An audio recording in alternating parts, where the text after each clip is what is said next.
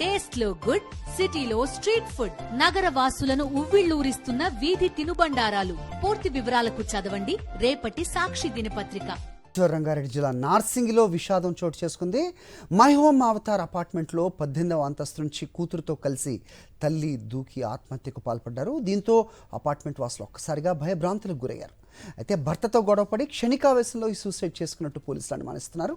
మృతులు తల్లి వివాహిత, కూతురు కృషిగా గుర్తించారు. 18వ అంతస్తు నుంచి తల్లి కూతురు కిందకి పట్టడంతో తల్లి కూతురిద్దరూ వారి మృతదేహాలు ఛిద్రమైపోయాయి. కేసు నమోదు చేసుకున్న పోలీసులు మృతదేహాలను ఉస్మానియా హాస్పిటల్కి తరలించారు.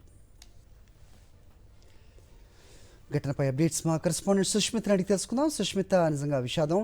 సో క్షణికావేశంలో చేసిన పని అనుకోవచ్చా? సో ఏం చెప్తున్నారు పోలీసులు? ఆమె భర్త ఫ్లాట్లోనే ఉన్నారా? ఆయనతో మాట్లాడారా? ఆయన ఏం చెప్తున్నారు? పోలీసుల వర్షన్ ఏంటి? ఏంటి అప్డేట్స్? నార్సింగ్లో నిన్న రాత్రి విషాదం చోటు చేసుకుంది. తల్లి కూతురు మై హోమ్ అవతార్ ఏదైతే గేటెడ్ కమ్యూనిటీకి సంబంధించిన అపార్ట్మెంట్స్ ఉంటాయి, ఆ అపార్ట్మెంట్ 18వ ఫ్లోర్ నుంచి పై నుంచి కిందకు దూకి ఆ స్పాట్ లో మరణించినట్టుగా కూడా తెలుస్తుంది. అయితే ఒక్కసారిగా అపార్ట్మెంట్ వాసులంతా కూడా భయభ్రాంతులకు గురయ్యారు. వెంటనే నార్సింగి పోలీసులకు సమాచారం ఇవ్వడంతో నార్సింగి పోలీసులు స్పాట్కి వచ్చినట్లు తెలుస్తోంది.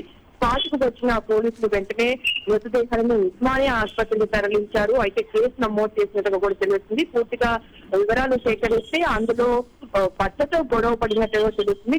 భర్తతో గొడవ పడి వెంటనే ఆ మహిళతో పాటు తన పాపను కూడా తీసుకుని వెళ్లి ఇద్దరు పైకి దూకి మరణించినట్లు కూడా చెప్తూ ఉన్నారు.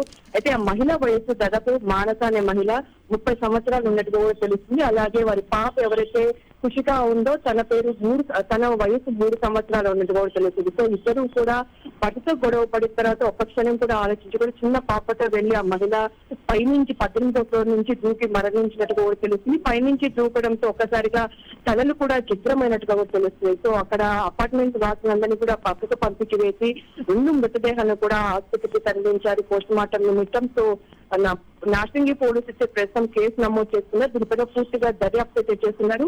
అయితే భర్తతో గొడవ పడినట్టుగా తెలియడంతో కూడా భర్తను కూడా విచారిస్తున్నట్టుగా కూడా తెలుస్తుంది. హరి ఓకే సుష్మిత.